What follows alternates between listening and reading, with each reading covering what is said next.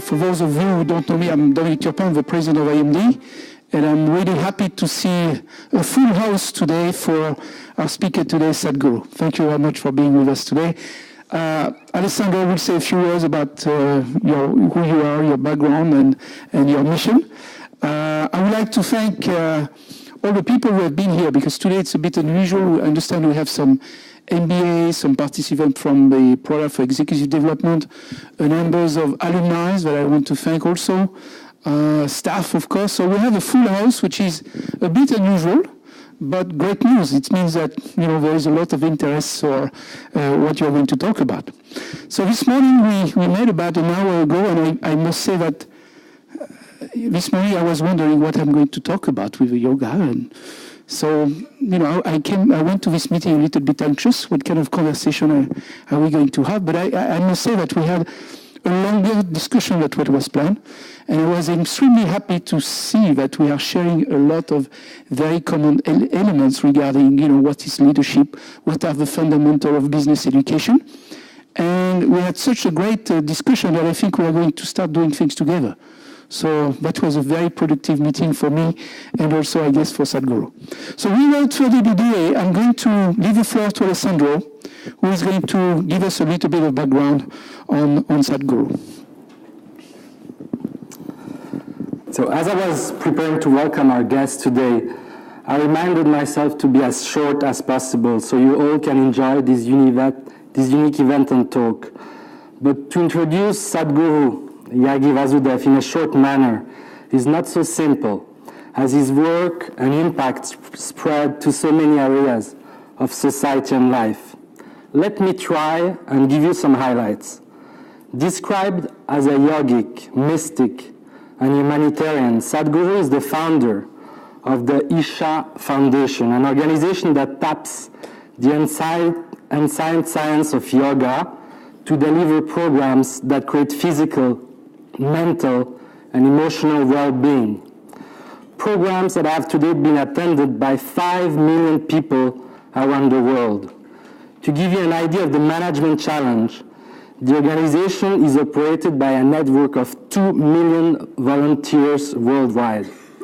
Sadhguru is also a social entrepreneur who has pioneered mobile health clinics and rural Olympic Games in South India, opened various networks of schools, and even won a Guinness Book World Record in the number of trees planted in one day, more than 800,000. He is at the origin of a massive popular movement in South India, where he now gives programs that are attended by 30,000 people at a time in cities like Bangalore, Cochin, or Chennai. He has been named one of the top 50 Indians by India Today magazine. And if that weren't enough, Sadhguru also writes poems and is ready to challenge you at a game of golf in between his international travels. Sadhguru is not our typical guest on the IMD campus. However, he has visited Switzerland many times before, as he is a regular guest at the annual meeting of the World Economic Forum in Davos. He also has given a TED Talk, spoke at the United Nations, the India Economic Summit, the Thalberg Forum, and many other conferences. His interviews are featured in the New York Times, BBC, Bloomberg, CNN, and he also runs a column in the Huffington Post. Maybe it is so difficult to cover the many hats that Sadhguru wears, because he is, as he says himself, in the one and only business there is, the business of human well-being. And God knows how vast a topic that is. Really, when we say at IMD that we are in the business of education, management, entrepreneurship, and leadership, we too are fundamental in the business of human well-being. This is why we feel extremely lucky today to welcome someone who lives and works at the cutting edge of a common discipline. Sadhguru, you are perfect examples of our own values, and it is our privilege and pleasure to welcome you on campus today. Jananam Sukadam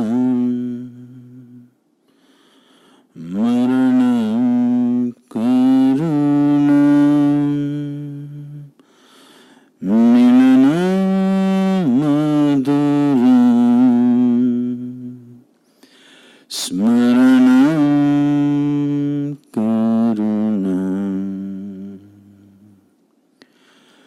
kalavashadiham sakalam karunam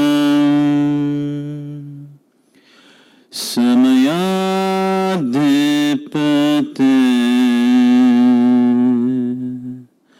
akilam karunam. Good afternoon, everybody. So the first question would naturally be, what is that prayer about? It's not a prayer, it's an invocation. An invocation means there is a whole technology as to how to organize your system to do a particular action. As human beings, we do so many things in our lives. You want to run a race, your body, your brain, your energy needs to be in a certain way. You want to meet a friend, it needs to be in another way. You want to do something else which needs your intellect on, it needs to be in another way. Like this, for different types of activities that we perform in our life, we need to have our system in a certain way. A lot of people are managing to make it happen naturally, or the situation will slowly set them in. People will enter a situation unprepared. Gradually the situation will mold their mind, their energies and everything to function well there. But there is a way that you can consciously create an inner situation where you craft that situation within yourself so that you're organized in every way. All the faculties within you, your body, your mind, your emotion, and your energy is properly organized for that specific activity. There is a whole science and technology as to how to go about this inner organization within a human being. When we say a leader, or when we say ambition, ambition is just an exaggeration of the existing. When we say vision, as the word suggests, it is about a new possibility, something which is not yet. Ambition is about wanting to take as much as we can take. Vision is about making everything yours. One is an aggressive way of taking it, another is an embrace. It is like the distinction between love and rape, both seem to the same for external viewers, but it's a world of difference. Making the world yield to you willingly and trying to take a piece of the world are two different dimensions of life. As human beings, like never before, we are empowered. Individual human beings, we have become so powerful because of technological advancement. What 10,000 men could do 1,000 years ago, today one man can do. When we are so hugely empowered, it's extremely important that the way we exist here is in a more inclusive way. All this philosophy, is it possible for a businessman? It is very much possible, and especially not possible, it is very much needed for the businessman, because business is about expansion. Does expansion happen because of inclusiveness, or does expansion happen because you forcefully take something? If you forcefully take something, you will never expand to the full capacity. Only if you learn how to make the world yield to what you want it to be, only then you can take it all. Ambition is about more. Vision is about all. When we say leadership, a leader is somebody who is trying to create a situation and people are looking up to him, believing that he's going to make it happen. So that means he must be in some position within himself that he is able to see things better than the people around him.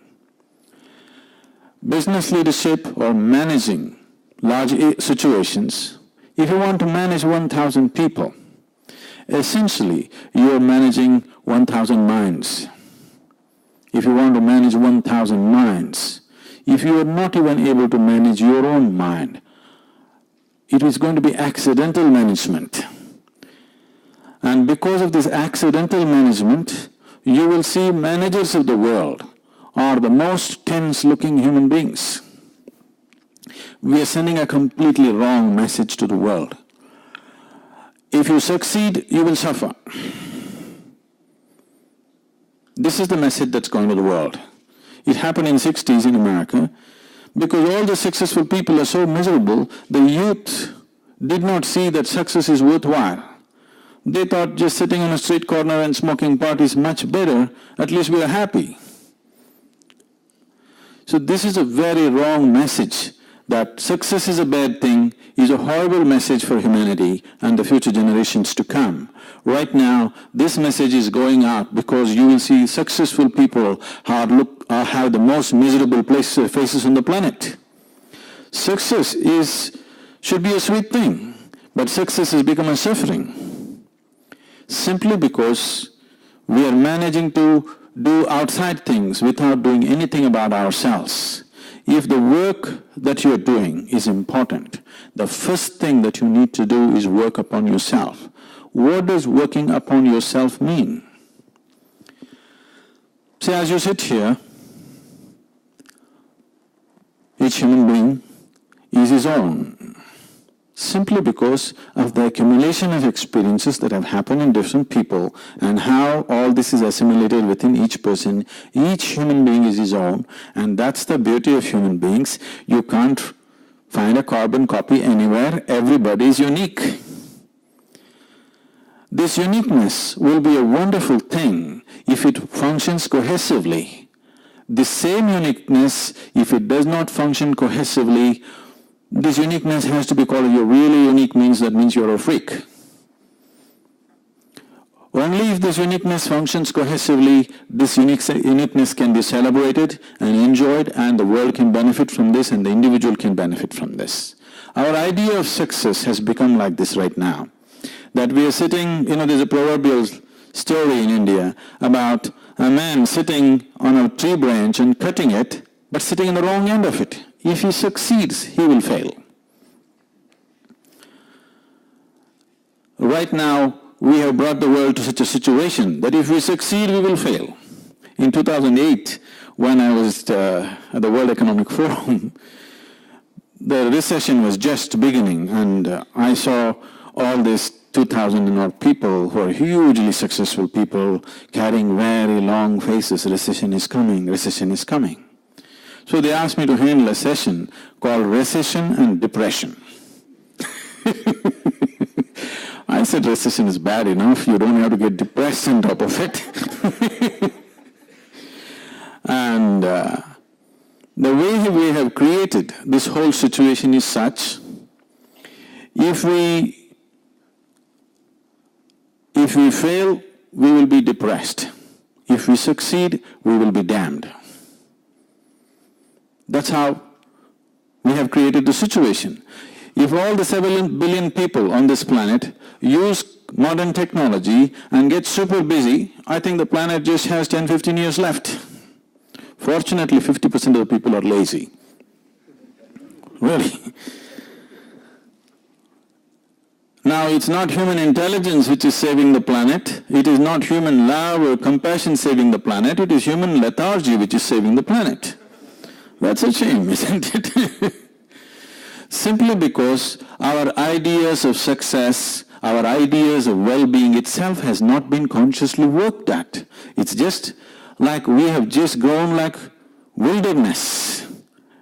Now today, leadership means that we are able to re-engineer our very idea of success, well-being in the world. If we don't do this now, the success will be a bad thing. All the younger generations are becoming activists who are against any kind of successful activity on the planet. I happened to be in a conference in London, a major conference, almost 3,000 people participating, all kinds of people. And this is about be the change. And here all kinds of things were going on. I was listening with great apprehension for what things that were being said.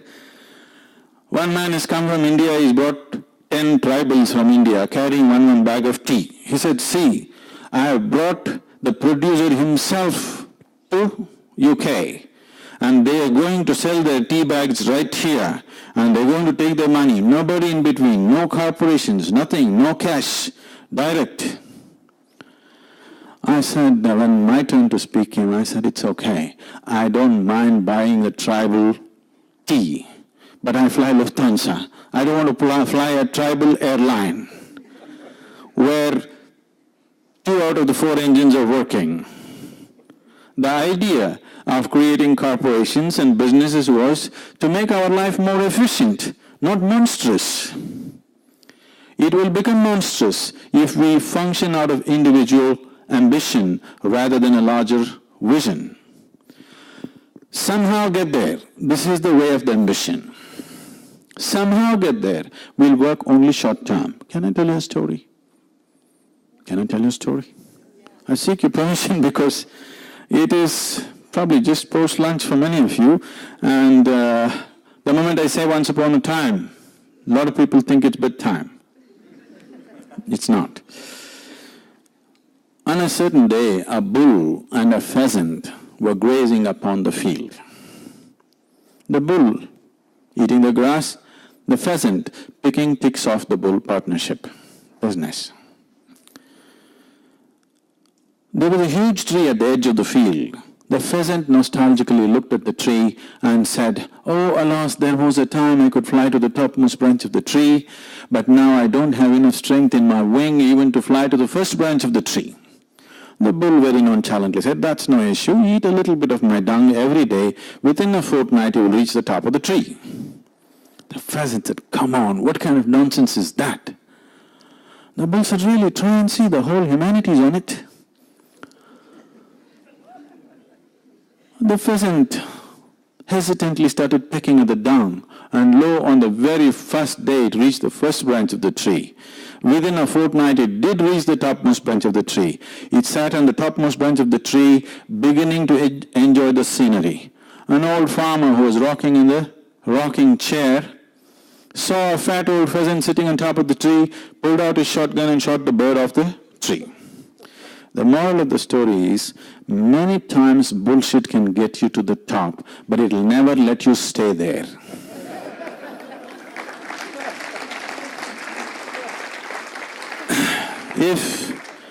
If an external observer looks at our world, the human activity, over a span of a few hundred years, and looks at what we have done with ourselves, this will be our story.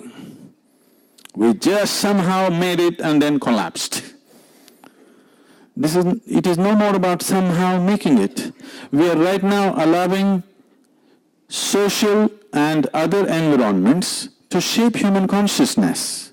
No, human consciousness should shape our business environment, the social environment, and the world's environment. Instead of allowing the human consciousness to do the other, right now we are allowing the circumstances to change the human consciousness. The essence of being human is every other animal adapts to its situation. We can create our situations. This is the fundamental of being human. Otherwise we are no different from any other creature on this planet. Everybody else is capable of adapting. We are capable of crafting the situations that we want. Now, leadership means just this, that we have a vision to craft the situation where everybody can fit in and everybody can prosper, and our ideas of prosperity has to change, because right now, if we have to provide what an average American citizen has to 7 billion people, the Living Earth statistics says that we need 4.5 planets. We just have one, and there's another one 8 million light years away. If you're up for the travel, there's just one more, another 2.5 we need to find somewhere. So our success itself is working against us. This is not a good thing. If we do well, we will do badly. This is not a good way to craft our situations, because our idea of doing well is just being a little better than yesterday. Just being a little better than yesterday is not doing well. This happened in 1910. There was a man in India. His name was Topiwala. Topiwala means a hat seller. Now you have this culture here also, that somebody's second name happens to be his profession, carpenter, goldsmith, blacksmith, whatever. Like that, he is a hat seller, he is a topiwala.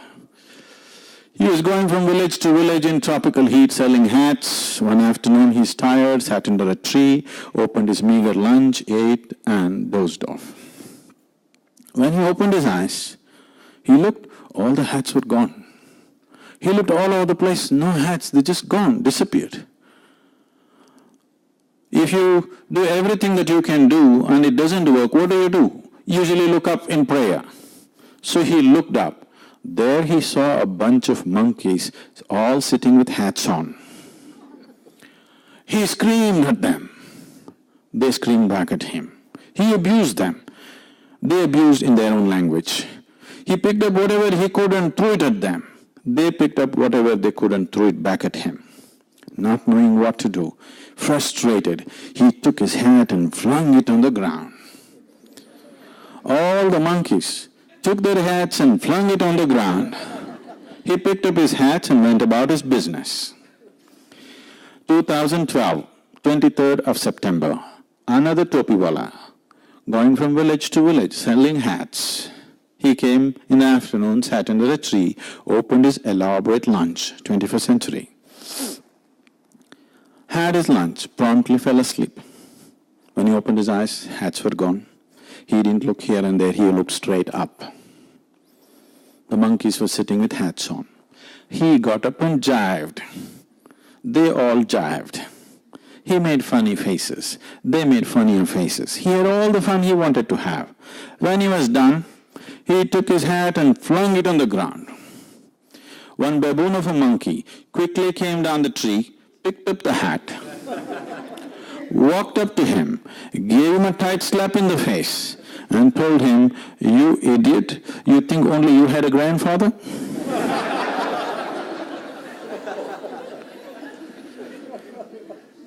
So, just one step ahead of yesterday is not leadership.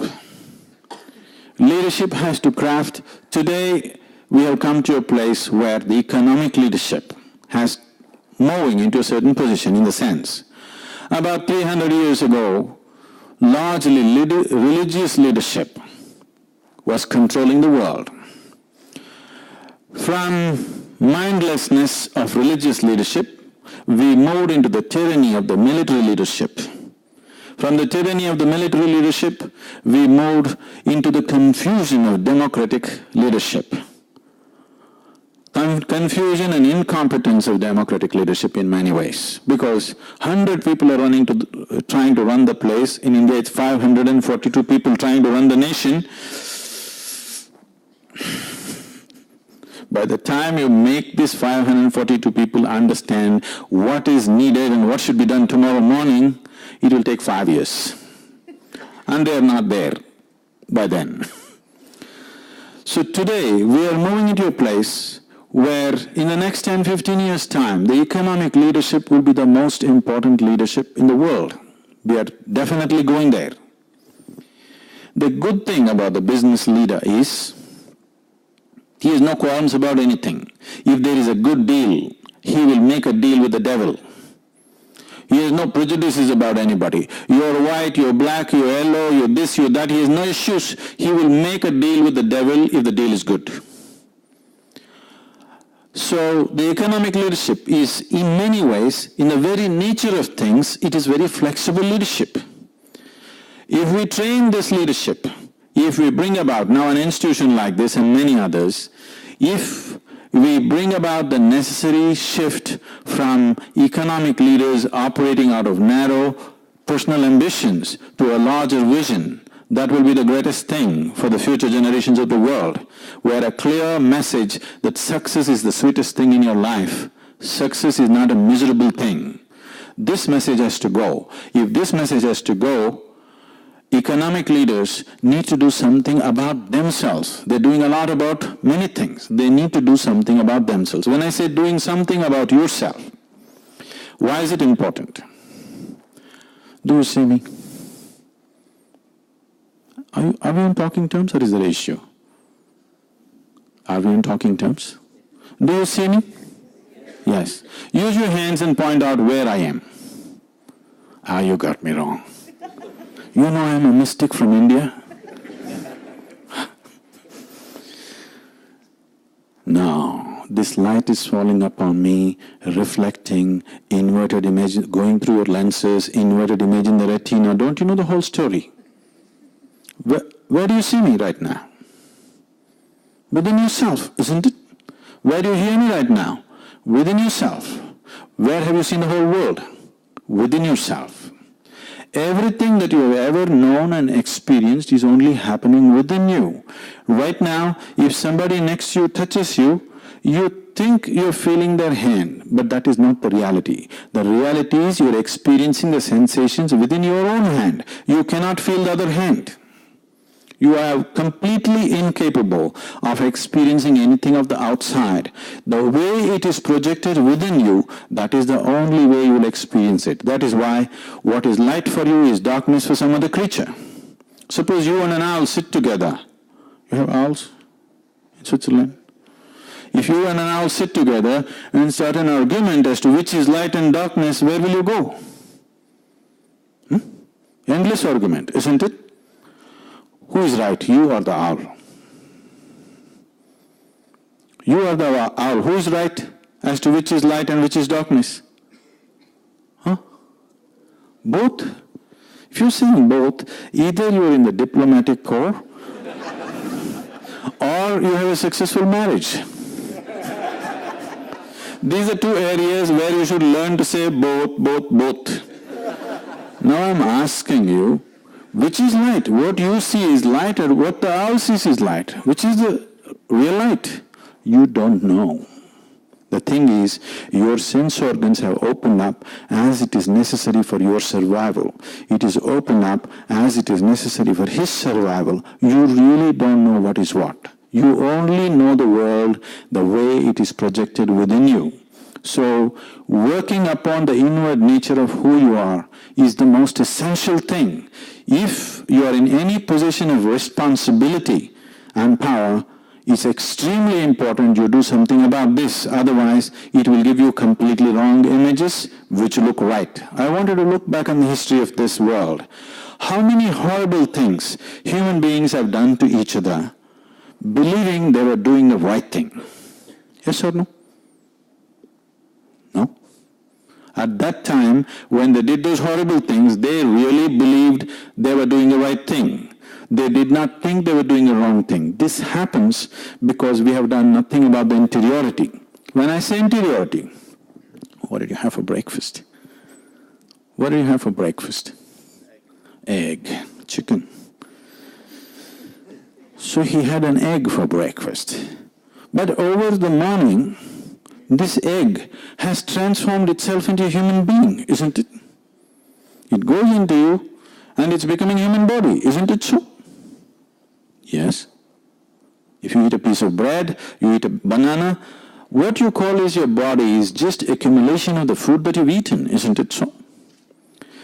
Now, what a phenomenon he is. He can make a chicken egg into a human being over the morning.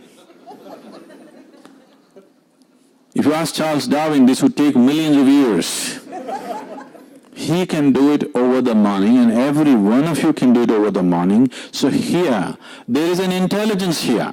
There is a competence here, which is capable of transforming a piece of bread, or an egg, or a banana, or whatever, into a human body. When I say human body, I'm not talking about you or me like this. This is the most sophisticated machine on the planet. Yes or no? This is the highest level of technology, isn't it so? Human body. Every other gadget that you see on the planet has come out of this. This is the gadget. The gadget. Yes. You're too involved in the iPhone, you never looked at the eye. This super gadget, with what kind of raw material are you manufacturing? With a chicken egg, with a banana, with a piece of bread. So there is an intelligence here, there is a competence here, which is of that level. If you found access to this intelligence, even if a drop of this intelligence entered your daily life, you would live magically. People around you will think you're superhuman. There is no such thing as superhuman. People talk about being superhuman simply because they have not realized that being human is super. Being human is super because, see, he can make an egg into a human being, chicken egg. Is it not super? Is it superhuman or super?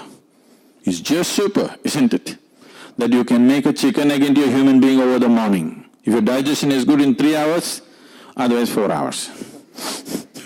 If you have a weak stomach, 4 hours, otherwise 3 hours. Fantastic, isn't it? Does this intelligence exist in everybody?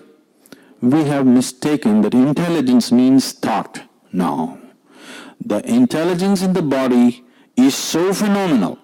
That which is the very source of making this body happen is right now functioning within you, and there is a way to find access to this.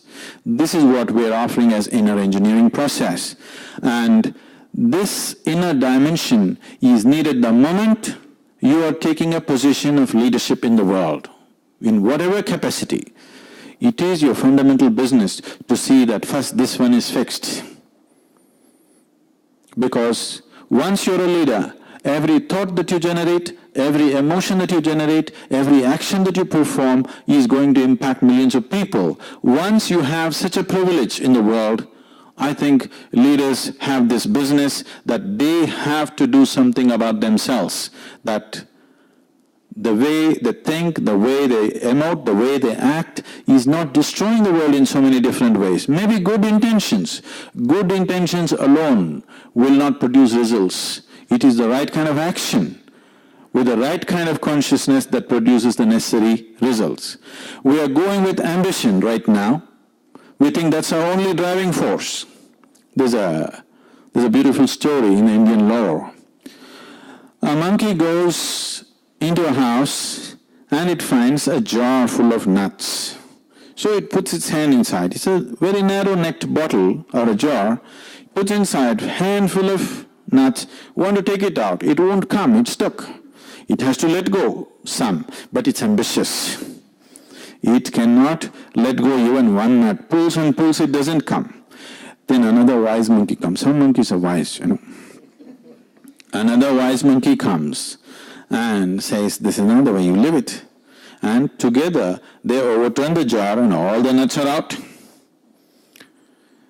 Now, we have to move from more to all.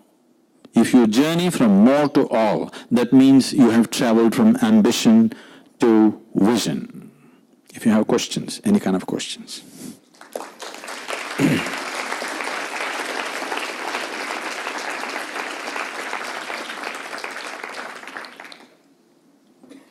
Any kind of question.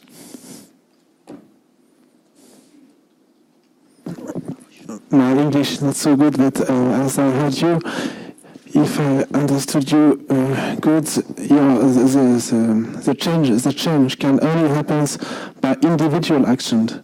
There is no social movement, a political movement with collective action. You have your thought is only a thought of individual one, or not. So I want to look at this properly. There is no such thing as society. There is you, me, and that person, and that person, and that person. Together, we give it a name called society. But there is no such thing in existence. It's only in our perception, isn't it? In reality, there's you and me, you and me, and you and me, and you and me, so many. You think there is a society. There is no such thing. Everybody is individuals. If 10 individuals behave properly, you think, oh, this society is wonderful. No, society is not wonderful. There are 10 individuals who are doing wonderful things. If 1 million individuals do really wonderful things, then you say this is a fabulous society. Society is not functioning wonderfully. Individual people are doing wonderful things. That is why society gets the benefit, isn't it? But actually there is no society. It is just a word. It doesn't exist. It's individuals. If you want to transform a society, you have to transform the individuals. How else? You can make one mass teaching. Even if you make a mass teaching, still To what extent each individual takes it, that is the extent you find the result, isn't it? Now, as a humanity, when there is no society, is there a humanity? There isn't, there are only human beings. But as human beings on this planet, we are entrusted with a certain responsibility right now as a generation of people. Why I'm saying this is, for the very first time in the history of humanity, we have come to a place where we have the necessary capability, resource and technology to address every human problem on the planet. Nourishment, health, education, whatever, name it. For everything we have resource, we have capability and technology. The only thing that is missing is individual human beings who will stand up and make it happen. Yes or no? Never before this was possible. 25 years ago, even if you dreamt of it, we were not capable. But now we are capable. If we are not capable of doing something, that is fine. If we are capable of doing something and if we do not do it. If we do not do what we cannot do, there is no issue. But if we do not do what we can do, we are a disastrous generation, isn't it? It's my wish and my blessing that we should not become a disastrous generation. We should be able to turn it around because everything else is on the plate. Only the man is missing, isn't it? Do you see everything else is on the plate? Only the man is missing. Earlier it was not like that. There was no resource, there was no technology, there was no capability. Now everything is there. Only you and me. You are speaking to an adult audience today. And asking adults to change is obviously more difficult to address the problem on an earlier stage. How would you recommend to have the children changing at an earlier stage and having them doing something else than playing with the iPhone?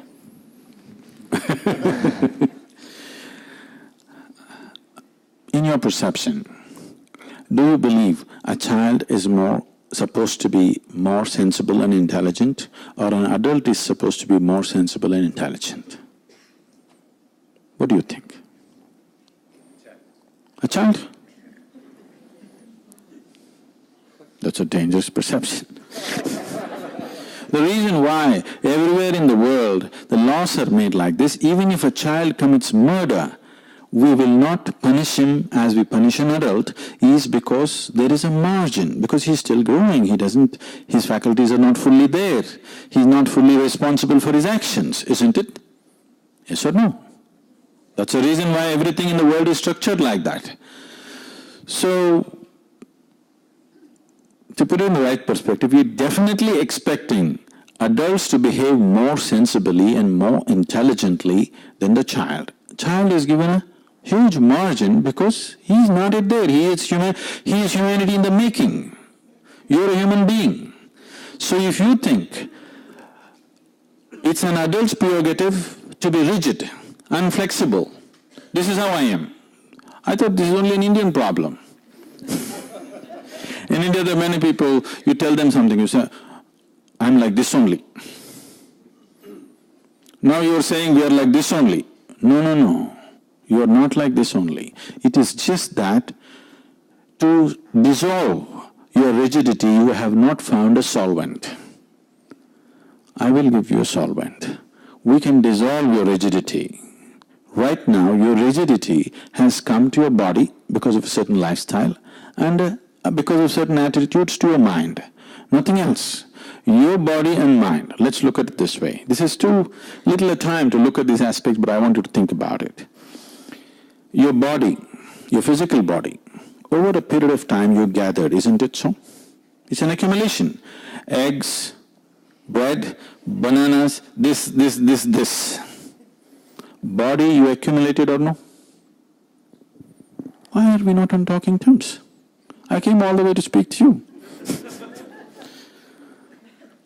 Is body an accumulation? Yes. What you call as your mind is an accumulation of impressions. Yes? What you accumulate can be yours. I will not dispute that for now. but cannot be you, isn't it? I am speaking now using this microphone. Suddenly I say, this is my microphone. You will think, oh, Sadhguru's got some problem. After some time I say, this is me. Then you will say, let's go. Let's attend Martha's class. I'm sorry. If I claim this microphone is me just because I'm using it, would you think I'm insane or not? Yes. Right now you're doing this every day. Food appears on your plate. You say, this is my food. You eat it and then you say, this is me. You need to look at this. I'm trying to do this shortcut. It's not a good way to do it. But I want you to think about it. What is not you? If you think it is you, what is not you? If you think it is you, even the medical explanation for insanity is that. Yes or no? The medical definition of insanity is, if I think I am the microphone, the psychiatrist will say, you need treatment. Yes or no? What you gather can be yours, can never ever be you, isn't it? So there is something that gathers all this, that is an intelligence which can make a egg into a human being. Should you not access it? Should you not make that dimension of intelligence possible? I am not asking you to change. I am not asking you to change. Change is just a little improvement of the past. I am not asking you to change. I am telling you, as a human being, you are come with a potential which is enormous. When I say enormous, about 2 years ago, the cell phone companies in India did a survey. India is one of the the biggest growing cell phone industry growing right now. 60 million phones we're adding per year. So the companies made a survey and they found 97% of the people are using only 7% of a cell phone's capability. We're not talking about your smartphones, the dumb phone. Of the dumb phone, 97% of the people are using only 7% of its competence. So they must be contemplating, even if we remove 90% of the software, most people will not know. 3% complaints, we can handle it. Business, Now, if a simple gadget like a cell phone, if we are using only 7% of its competence, what do you think is the percentage of this super gadget we are using right now? I don't want to talk percentages. It's too low to talk about. You're comparing the body and the mind, and in fact for the body, whatever you eat, the body will select which is good for you and will evacuate which is not useful. How does the mind evacuate? The mind is also doing this, but its decision making may not be as good as the body's because a part of it has been handed over to you. If the mind was not in your hands, suppose the digestive process is not in your hands, you put something, the stomach itself will decide what to take, what to throw out. But now in the mind, you choose. So that's why it's a mess up. What should go out is not there. But even now, there is a certain selection in the mind. See, everything that your 5 sense organs come in touch with, in wakefulness and sleep, is recorded in your mind. Suppose you walk from here to there, actually there may be 25 different types of smells. Everything is recorded. You won't feel it. Consciously you will not know it. Only if somebody smells really bad or really good, you will know. Otherwise, if you just walk like this, there are 300 smells floating around in this hall. Every one of them is recorded in your mind. To what extent means? Suppose you're fast asleep. Let's say you're fast asleep. I come into your room and speak in an Indian language of which you have no clue. But you're fast asleep, you didn't even hear. But 20 years later, let's say I spoke 20 sentences, 20 years later we can hypnotize you and make you speak those 20 sentences in a language that you do not know. Experiments like this have been done. So everything is being recorded, whether wakefulness or asleep. But still, all of it is not in your memory, conscious memory, all of it is not finding expression in your life, but all of it is influencing you one way or the other. So I want you to know, even with food, what your body absorbs also has impact on the food. What your body rejects also has impact on your food, on your system. What your body rejects, don't think it has no impact. It has impact on your system.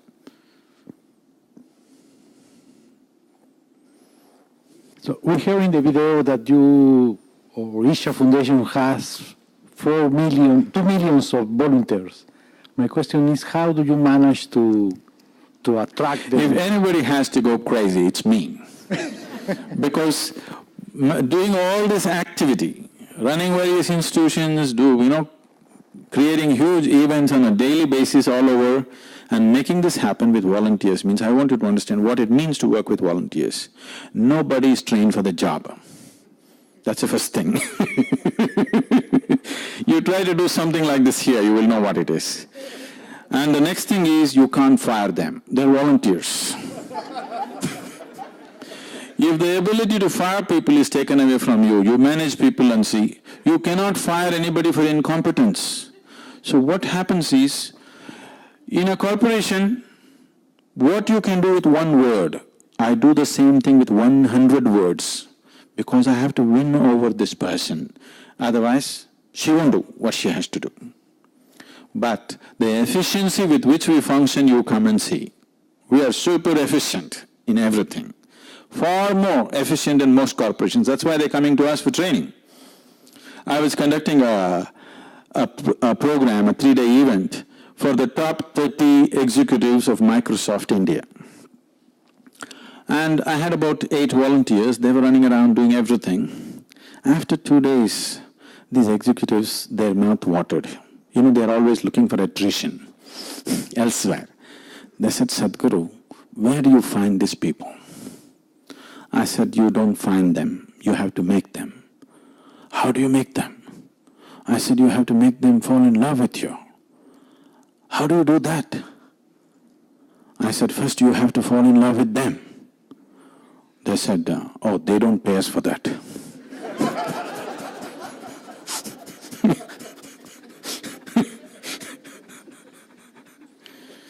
So that's how it is.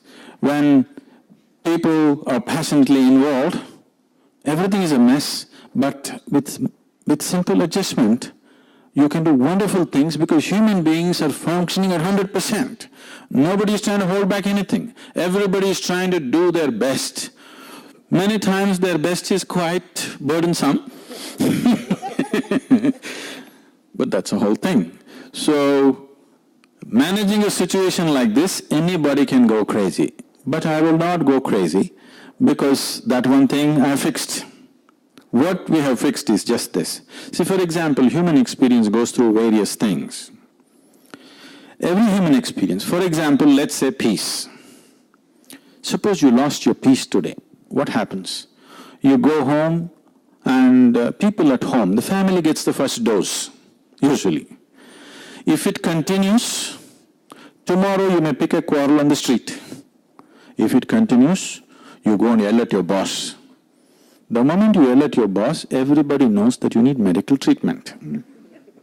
When you yelled at the family, they thought it's normal. If you start yelling in a situation where it will have serious consequences for you, people know you need treatment. So you go to a doctor. Initially the doctor tries to talk you out and it doesn't work. Then he throws a pill into you.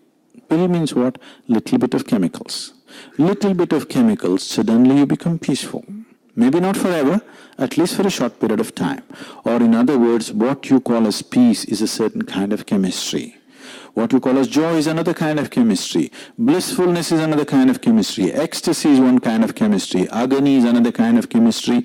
Turmoil is another kind of chemistry. Anxiety and fear are other kinds of chemistries. Whole human experience, a range of human experiences are different chemical bases. within you. Now we are talking about a technology of creating the right kind of chemistry. You are in a chemistry of blissfulness. Doesn't matter what the situations are, you are at your best. Right now, people's logic is this: if the situation is going wrong, I will also go wrong. This is a silly way to exist. Especially if situations are going wrong, it's all the more important that you are on the track, isn't it?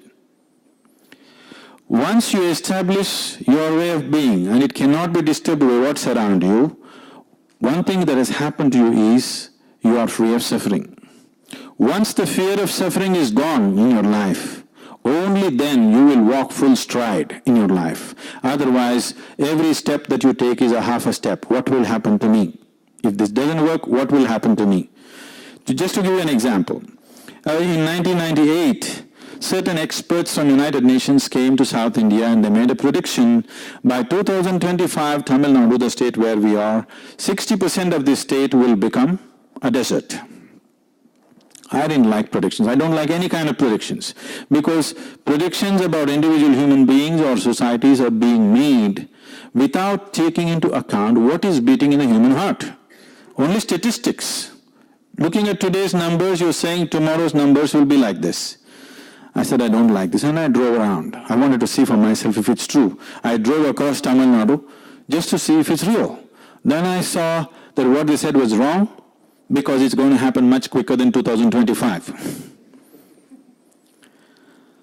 Then I came back and said, what to do? Then I saw in Tamil Nadu, there was only 16% green cover. The national aspiration is 33%. Then I made a simple barefoot calculation. For the area that we have, if we plant 114 million trees in 6 to 8 years' time, in 15 to 20 years we'll have 33% green cover. So I called a group of people and said, we need to plant 114 million trees. They said, Sadhguru, do you know what's 114 million? How can anybody plant 114 million trees? Then I said, see, what's your population? 62 million. If all of us plant one tree today, take care of it for 2 years, plant one more, how many do you have? You got the number. Even a beggar on the street can plant one tree. He'll have an office growing for himself. He'll have an office space growing from himself if he grows a tree, isn't it? A growing office space. So today, we have, it's like almost 12 years now, we have planted 16.7 million trees, living trees, not just saplings, living trees. And this year we're planting 6 more million trees.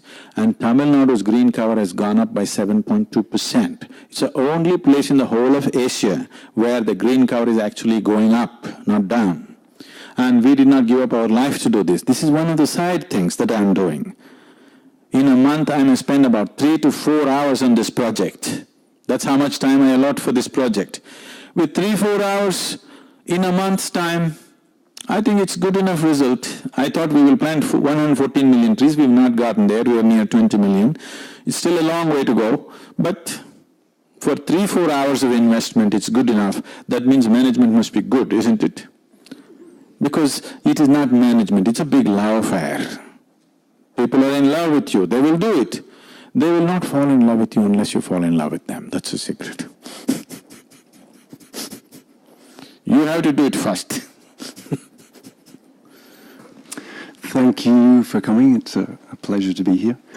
I'm in the process of setting up a new initiative called My Drop in the Oceans. And the idea of My Drop in the Oceans is to help people to describe and to define their own drop in the oceans in terms of their own impact on the environment, the positive, the services that we benefit from the environment. And I just wonder, those drops can be a multitude of actions, or you could describe them as one accumulation of actions. I just wonder how you would describe your own drop in the oceans. See, the action has to be focused. If it's a multitude of actions, it will not go anywhere. One of the most important things that's needed is any number of individual human beings are doing wonderful things.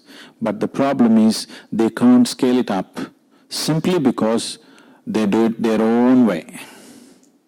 Now, we got to do it the way it works, not our own way, not my way, not your way. We just have to learn to do everything the way it works. not my way or your way. There is no my way and your way. There is a way of the world. We have to do it that way. There is a way of this planet. We have to do it that way. Only then we will be a sustained success. Otherwise, my way and your way is ambition, which is destroying the world. Vision means we do it the way it works. If we do it the way it works, we'll all do it the same way. Then there is no problem. If you do it my way and your way, then there is a problem, isn't it? Thank you very much. Thank you very much for being here.